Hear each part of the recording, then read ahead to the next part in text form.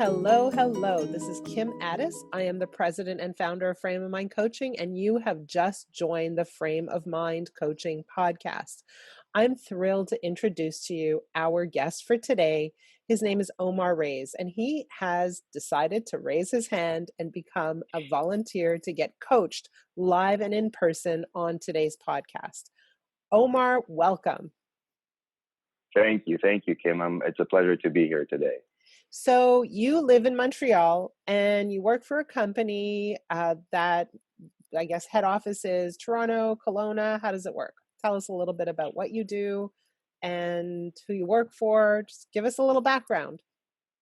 Of course. So I'll give you a quick background. I actually was born and raised in Beirut, Lebanon. Grew up there, came into Montreal to do my studies at Université de Montréal, and ended up staying here. So it's been 14 years I'm in Montreal. And to answer your question regarding my job, so currently I'm working with a company called Forstrong Global, which is a company based out of Kelowna as well as Toronto.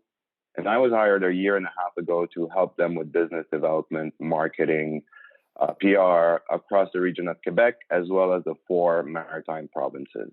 Okay. And what is exactly Forstrong Global? What does that mean? Is it the number 4? Sorry, yes. Actually, Forstrong Global is just the name of the company, but we are an asset management company. So what we do really is we help clients to invest their money across the world. And we do it a bit differently than your typical asset manager, but we don't need to talk about this at this point. Well, what I want to know is who are your clients? Like who's your target market? I'm sorry, yes. Trying to reach, yeah. Of course. So my target market really would be typically advisors who are helping their clients invest their money. And my job really is to go across the province and really meet with those advisors and help them find new ways to invest their clients' money, or maybe point out a certain way they're doing business and maybe showing them a new way. So really, I'm acting more as a consultant towards what they're doing and help them grow their business by showing them new ways of doing things. Okay, great. I more or less understand. I'm not a specialist in asset management, but I got the picture. Okay, so tell me, what is your challenge? What are you grappling with today? So really, the reason why I wanted to join this podcast today is since COVID hit, and given that my job was really more on the face-to-face, I would spend most of my days really jumping from office to office, meeting people. And I'd say around a day or two of my week were office days where I would book my meetings for the coming weeks. Now, since COVID hit, really everyone's been working at home. So it's been tough to reach my clients, who typically I would call them at their office, and typically wouldn't really read a lot of the emails. So the best way for me to reach them was through the phone. And now that they're not in the office, it's been very hard to reach out to them. And at the same time, when I say clients, I meant prospective clients, sorry. And on another note, also, it's been very tough to be sitting at home all day when I've been used to really being on the road, and you know, there's a lack of, let's put it this way, there's a lack of adrenaline when you're at home versus when you're on the road, and that's been really a big shock to me. It's been a tough pill to swallow over the last 6 months, and that's really been the challenge I've been facing, and that's really the reason I wanted to sit down and get coached on that, to see how I could deal with such an issue, really. Okay, so I'm going to go in multiple directions at once. So before COVID hit, you were on the road all the time and you were meeting with people, and you would call them on the phone, reach them at their office, and you were successful at reaching them at their office. Yes? Correct. Okay, and they would be open to meeting with you in person for a few minutes or maybe an hour. I don't know. Correct. What made them open to meeting with you? So, like, how did those calls go? You'd call them out of the blue. Hi, I'm Omar. And they would say, sure, come and see me. Yes? Of course. Well, that's part of the sales process, right? Like, at the end of the day, you'd call these people on a cold call, and you're going to have to really create some kind or pique their interest within those 60 to 90 seconds that they give you, right? Because most people will typically just tell you that they're busy or hang up on your face saying, why are you calling me? Especially that I'm probably one of the 10 other people calling them that day. So really, it's my job really is to really pique their interest within those 90 seconds and try to have them bring me over to their office to do a 15 to 30-minute meeting. Now, obviously, once I'm in the office, my second responsibility is to pique their interest even more, to want to meet me a third time or a second time, and continue the discussion that we've started. And really, the way I approach this is typically, I'm not really here to sell you anything. I'm here to present you different options, and the idea is to show them that there are different options out there and that there is no commitment in having a discussion. Really, having a discussion would help us, both of us, to decide whether that would be a better option for you and your client. Because at the end of the day, not all products will work for everyone. And my job is really to make sure that you are doing the right decision for your clients. Okay. So typically that's how I would approach it. Okay. So my question is, before COVID hit, because I understand you've been with the company for about 1.5 years, you met a whole bunch of people. What was your success rate like in terms of meetings? In terms of meetings. So a successful week for me typically would have around 2 to 3 meetings a day, given that there's a travel time. And when I say 2 to 3 meetings a day, I'm talking about face-to-face meetings. Yeah. So were you fully booked? Typically, I would be fully booked. Yes, typically Okay. I would be fully booked. Now, and sorry, can you just repeat that question? So your question was what is my success rate, right? No, so I'm only interested in the actual meeting. So before COVID, you were having basically 3 days full of meetings during the week, and then 2 days where you're setting up the meeting. Did I get that right? Correct. So I'd say around 12 to say 15 meetings a week. Okay, 12 to 15. And what happened to all those people you met with before COVID? So that is really the issue, is that I came into 2020 with a lot of momentum. So given that I had started this position 1.5 years 8 months prior to COVID hitting, and given that I was new in my position, I spent most of my 8 months really building a pipeline with prospects, and was hoping that beginning of 2020, I'd be able to close most of those deals. Now, after COVID hits, really, I've lost all the momentum that I had built, given that sales is really a momentum game.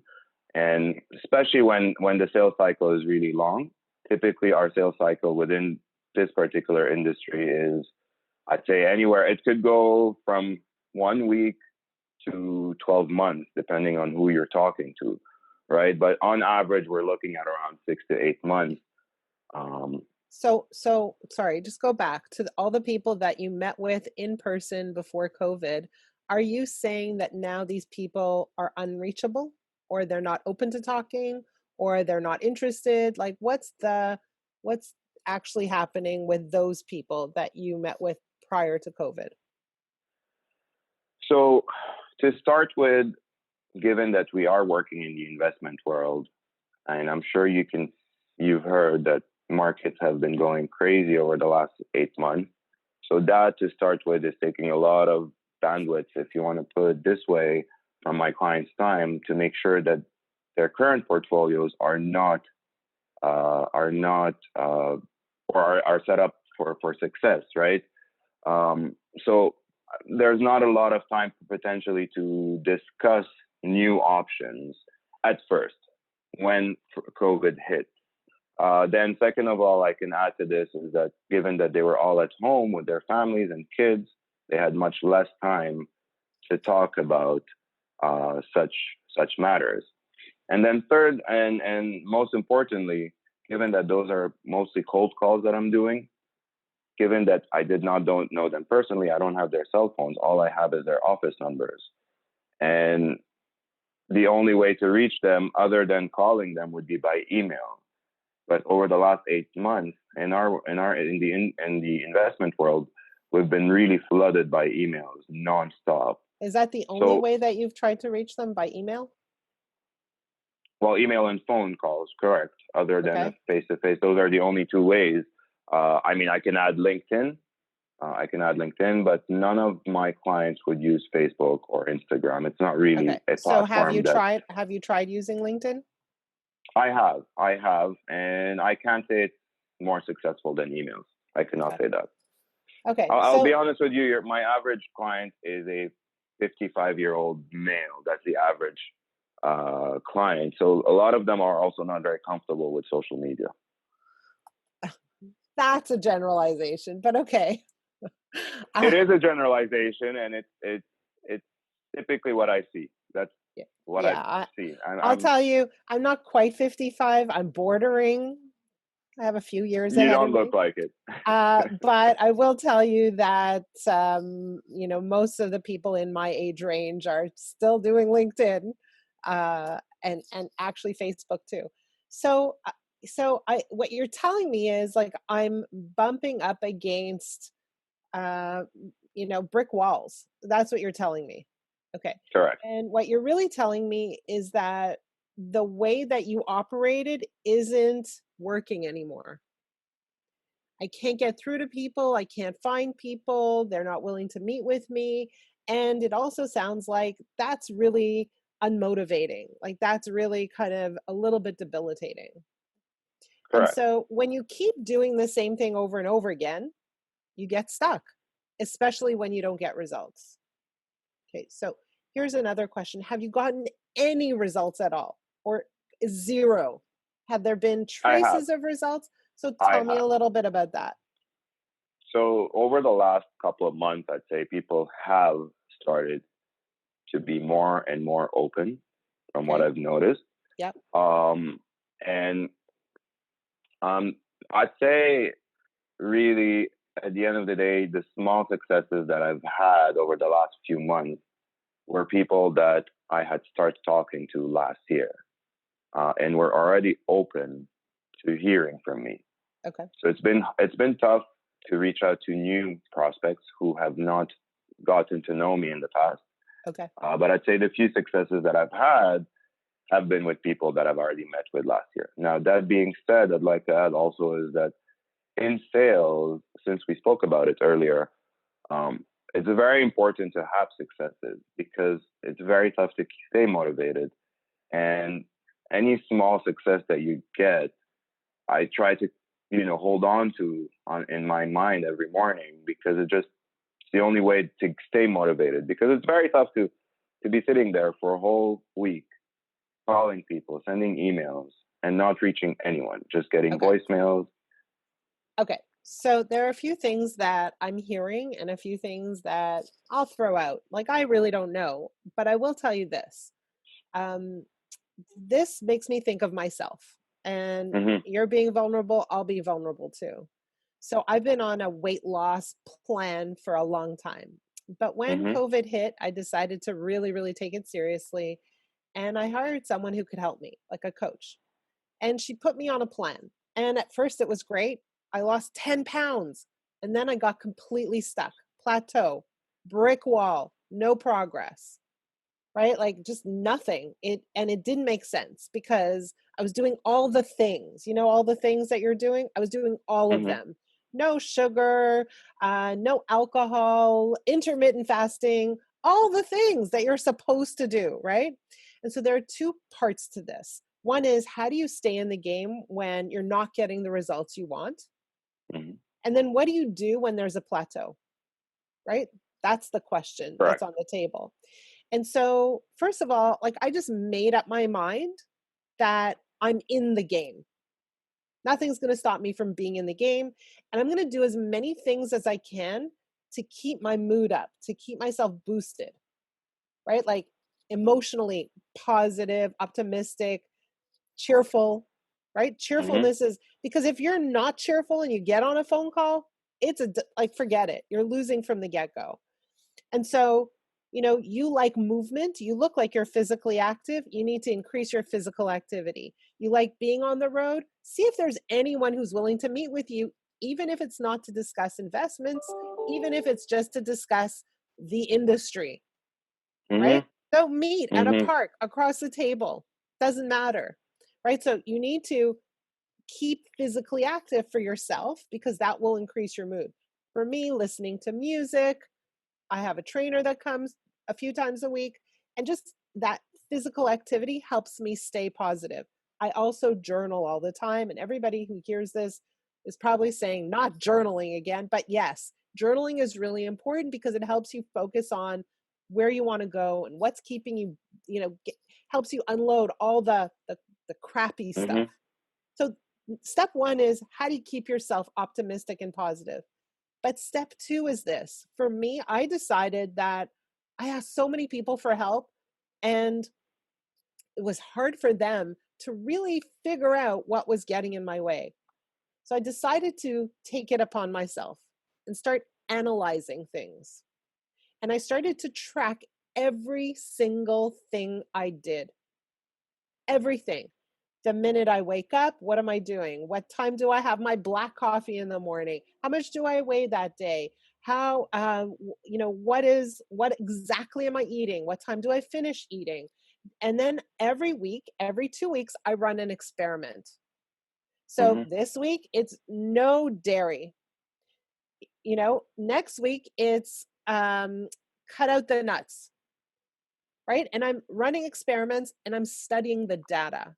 Because when I study the data, it helps me to figure out what just worked. Even a little bit, I'm going to do more of that. Got it. Okay, so in your case, you're getting a little bit of traction. I want you to analyze the traction that you're getting and understand what worked. And I want you to start running experiments. In your case, experiments need to be, this old system doesn't work. What could I do that's radically different? And I'll throw something at you. I'll throw an idea your way, which is, right now you're reaching out with the same messaging, Mm-hmm. which is, let's talk about this new option that you could use for your clients. And perhaps that's not the play.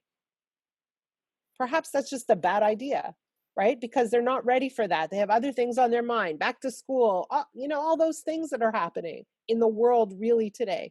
And maybe the play is different. Maybe the play is, I'm going to put myself in the shoes of a financial advisor for a minute or two and think about what is their greatest challenge. And maybe all I'm going to do is reach out to them with an article, an idea, or a thought that will help them achieve or deal with that challenge. So I'm not actually talking about me or my product or anything. I'm opening the door with something that's valuable to them, Mm-hmm. right? And it could be, here's a tip for keeping in touch with your clients. It could be, here's a tip for managing your kids who are at home at school.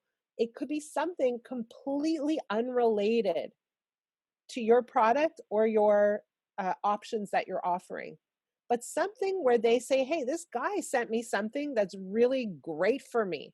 Who is this guy again? And they do a double take. So you've got to figure out, and my father used to say, if you can't get in through the door, find a window, right? And so some of Got the it. people who open the door for you, you want to go back and say, hey, I'm not here to sell you anything. I'm here to ask for your advice. What's the best way to talk to people like you? Who can you introduce me to? Is there an organization maybe that is looking for a speaker that maybe I can do some speaking for? Is there an article I can write for a publication? Got it. Got it. Right? So from what I understand from what you're saying, and I'm sorry if you are not done, go for it. But from what I understand, really is really what you're saying is, at this point, given that things have changed, maybe it's a good idea to look into new ways into reaching your clients, and at the same time trying to explore your current successes and asking them what worked and use those to build on, and even ask for referrals from them. Yes. And look at yourself. Look at every single move you make. Like, what did my message say that opened this door? Got How it. many doors did I open with this message or this approach, this style? So you've got to try different things, because you Makes sense. can't, right? Like there's a philosophy, and the philosophy is, if you always did what you always did, then you'll always get what you always got. But my philosophy is a little bit different. And my philosophy is, if you always think what you always thought, you'll always get what you always got. So if you think that your same approach is useful now, you're going to get the outcomes you're getting. And so we need to think about this problem differently. And we need to come at it with a little bit of a scientific mind and try different things and see what works. You can try wild things. You can make a phone call and say, hey, I'm this guy, but I'm not here to talk to you about this. I want to know what kind of pizza you bought this week. Did you buy pizza? And they'll be like, what? But all of a sudden they're Yeah, engaged in a conversation. And I know I'm throwing out crazy ideas, but the idea is to start to gather crazy ideas and see what works. makes a lot of sense. Makes a lot of sense. And I know it might sound crazy to some people, but I definitely think it makes a lot of sense. Now you're talking about pizza. It could be anything else, right? But I definitely think, and I am of that thinking, that it's important to try different ideas. So definitely a great thing to point And out. and when you try ideas, for me, one of the things that keeps me motivated is not being alone, not being isolated. Like right now, it sounds like you're a little bit isolated in your journey. And it's a good idea to find other people you can talk to, you can mastermind with, you can brainstorm with, even if they're people in different industries. So what kind of peer group is around you? I don't know if you've ever heard of BNI, or so BNI is a group that meets every week. They're Hmm. different kinds of business professionals who are doing different things, and they share and they give each other referrals. But just to be part of a group where you're all working on helping one another grow your business. And I really think that isolation can really create that lack of momentum and disappointment and the feeling of being tired. So in a way, you have to build people around you who are rooting for you, who are helping you figure it out and suggesting new experiments to try. Makes a lot of sense, actually, making me think of the people around me right now. So I hope that was helpful. I hope that gave you some things to think about. I'm not a financial specialist, but I do know that, you know, the thing that you need to kind of to start with is always your mindset, and making sure that you're not prepared to give up, right? Just keep going and keep trying different things. Definitely, Kim, and I'd like to add definitely that you've mentioned that you're not a financial analyst, but that does, I think, in sales and in motivation and such roles, it doesn't really matter what the product that you're selling, because at the end of the day, it's a people's job, right? So it's about your mindset, as you said, and how you're feeling about yourself, right? So I definitely agree with everything you've said, and I honestly think these are great ideas. So thank you for this. Thank you. Thank you so much for coming on to this podcast and sharing your challenge. I don't think you're alone out there. I think a lot of people are struggling with the same things, especially right now. And so I hope I've given you some valuable, at least, things to think about. And for those of you who are listening and you have a challenge you want to share on this podcast, please reach out to me. Send me an email. It's kim@frameofmindcoaching.com. And if you have a challenge that you don't want to share on the podcast, but you do want to talk about, reach out to me anyway. It's kim@frameofmindcoaching.com. Thanks for tuning in. Until we see you next time.